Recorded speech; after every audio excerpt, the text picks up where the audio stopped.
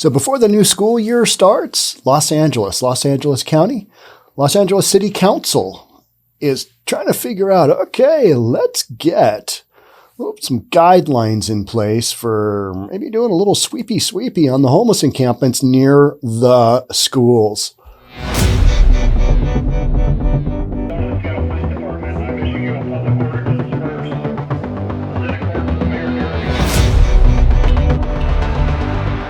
Yeah, this is kind of necessary, isn't it? There is already, and these are situations that are going on around the country in certain cities, typically, Seattle being one of them, Portland being another, where you've got situations where where rules are already on the books, but they're not really enforceable enough to do something. They're kind of general. Now we're getting very specific, and that's kind of the details we're going to look at right now. Let's get into it. Thanks for being here. Let's go. LA City Council delays vote on homeless encampment ban near schools. You might be thinking, oh, that's not good. Well, it has to do with it's got to be an unanimous decision. It wasn't. They're coming back. The City Council voted 10-1 in favor of the ordinance earlier this month, with Councilman Mike Bonin dissenting. Oh, Mike, what were you thinking? What was going on there?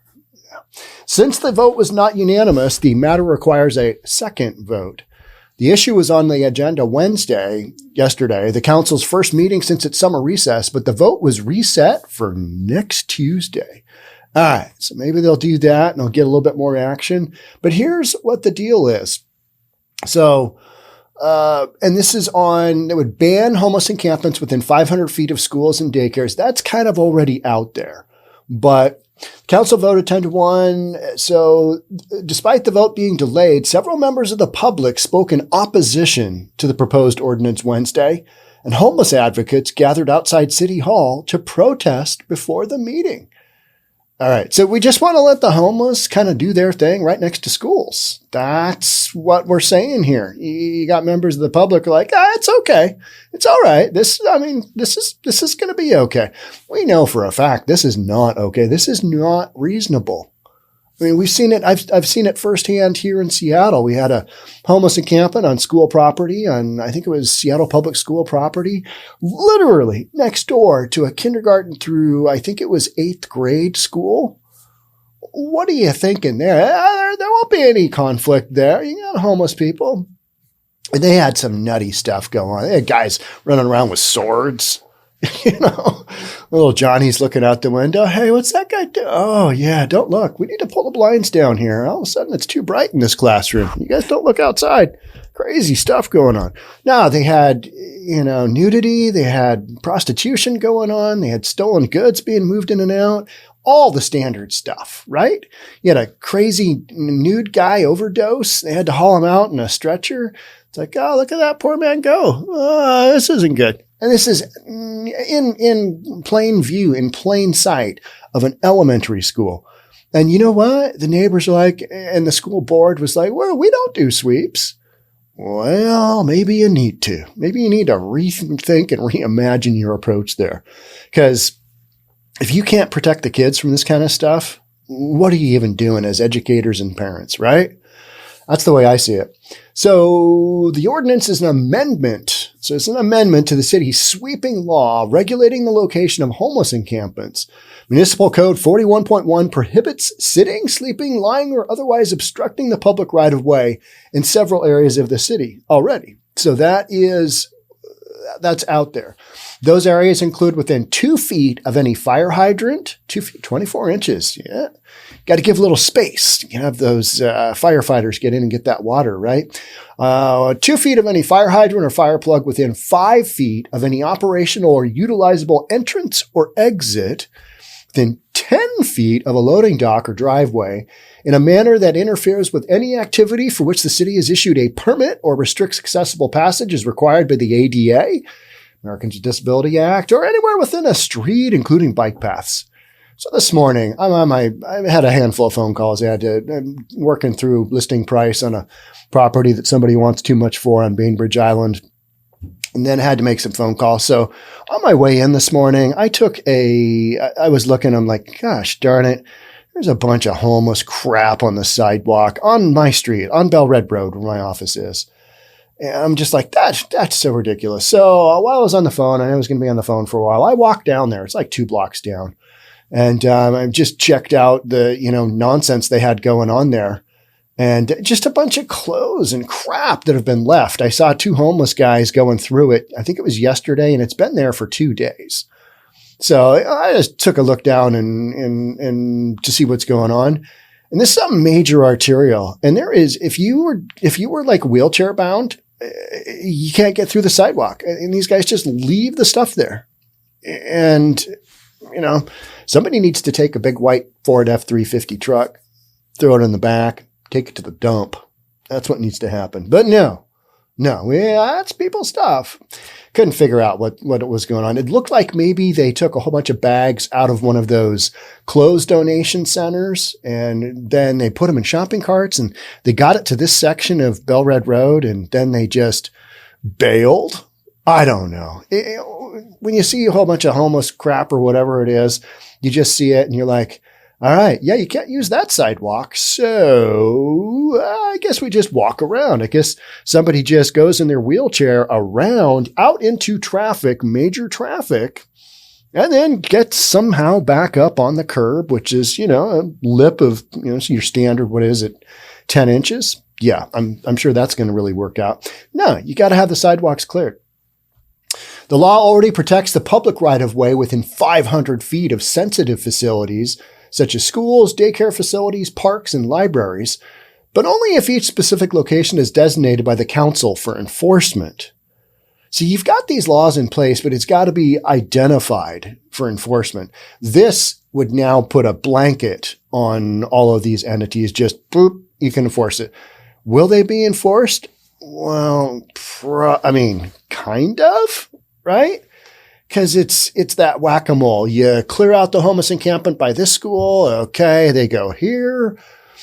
Downtown, here in downtown Seattle, they've done a really good job cleaning up those areas where you've got the public, in really heavily concentrated areas of tourism. Now, they cleaned that up really well.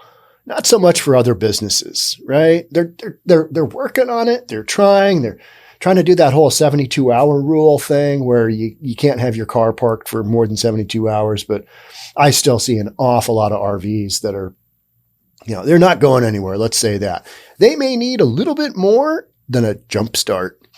The amendment given tentative approval July 1st and approved previously by the Council's Homelessness and Poverty Committee is a blanket ban on encampments within 500 feet of all schools. Boom. People don't like that. Nah, they want their homeless to be able to camp wherever willy-nilly they please, including right next to your children's school. So I showed video the other, I think it was last week, of kids getting off a school bus. Was it in the Tenderloin? I think it was in the Tenderloin. It was just brutal. It's just heartbreaking what those kids have to go through on their way to school. It shouldn't have that. Shouldn't have that. Clear them out. Clear out the drugs. Clear out the people that are just ruining their lives on the sidewalk. So these kids don't have to see that. Life is hard enough, especially for kids that aren't in a socioeconomic area where things are going all that great. I know they see it on a daily basis, but at least let them get to school, without their brain being rocked. All right, what was that man doing with the needle? Councilman Joe Busciano proposed the idea of an encampment ban near schools last year, but it never gained traction. It's LA, right? The issue was revived earlier this year in part due to the urging of Los Angeles Unified School District Superintendent Alberto Carvalho. Am I saying that right? Don't know. Who said teachers, principals, and parents have expressed concerns about homeless encampments near campuses. I think I recorded a podcast yesterday where the title was, After the Fourth Break-In, a homeowner is having concerns about the homeless encampment next door. Yeah, after 4 break-ins in, I think it was a 2-week period. We've got some concerns about this homeless encampment over here. It's concerning. Yeah, we all know what the deal is. it's just various people are like, nah, yeah, we don't really want to move them out. You know, they're doing okay over there. Let's just let them do their thing. Rightio. With kids, I'm a hard no. Just don't do it. I mean, that's just ridiculous. Let the kids, yeah, you're doing a garden. Let them grow. Let them get up to be, full size, or at least 3/4, right? So they can defend themselves without having to worry about nut jobs from the homeless encampment. Literally nut jobs from the homeless encampment. People say that I'm too harsh on the homeless. I don't think so. Have you been to a homeless encampment lately? Yeah, it's a shit show, right? I mean, it is just, good Lord, what is going on here? It's a free-for-all. It's a free-for-all. How many times, and I read these stories every damn day, right?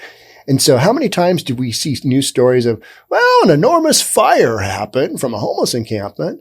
And then you've got these people who are saying, these advocates saying, just let them live. Just let them live forever. And okay, yeah, but I burned up 3 tents and caught a building on fire. So you got to do something here, folks. I've seen elementary schools with conditions that none of us as parents would find acceptable for children. Yeah.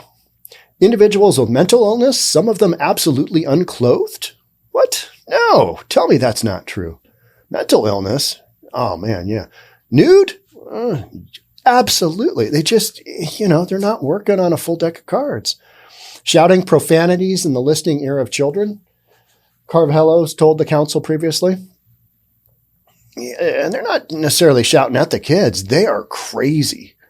And so I blame government for not taking control of these situations and dumping people out into the street and not incarcerating the ones that should be incarcerated. Get them off the street. We're not doing that. And so now you've got to try and, back end the schools. Well, we're going to let them go everywhere else, but let's get the schools a little bit of protection. That's what LA County is doing right here, right? 𝐍𝐞𝐤, who sits on the Homelessness and Poverty Committee, said approving the amendment will ensure the most sacred places among us, our playgrounds and schools, are safe. Will they really be? No, because LA's already overrun with homeless encampments, right? So you're really going to scoot all those homeless encampments away from schools? Where are you going to put them? Where are they going to go? They're just going to go somewhere else, and then they're going to be back. That's literally how this goes. They just keep coming back, because why wouldn't they? City ordinance already in place also prohibits encampment and sleeping within, all right, here we go, 500 feet of a designated underpass. Have you seen video in LA on overpasses and underpasses and freeway ramps, tunnels, bridges, pedestrian bridge, subway, wash or spreading ground, railroad tracks or where lodging unsheltered or in tents is unhealthy, unsafe, and incompatible with safe passage? That is about every single homeless encampment out there.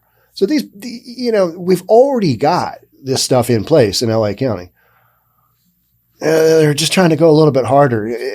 I'm not sure what it's going to do. Are they going to enforce it? Because if they're not going to enforce it, what's the point? We got a law in the books, but, not really enforcing it. So I guess we just keep going, and that's it.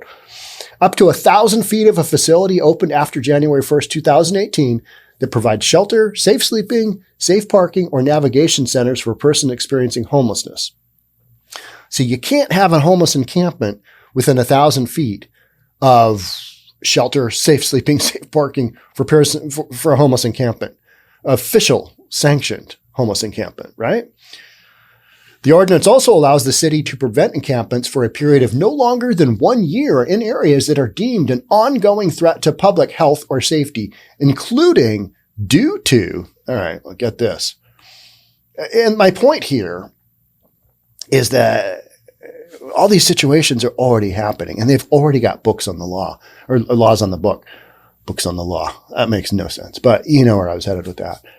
Are they going to enforce it? I don't know. So here's the deal.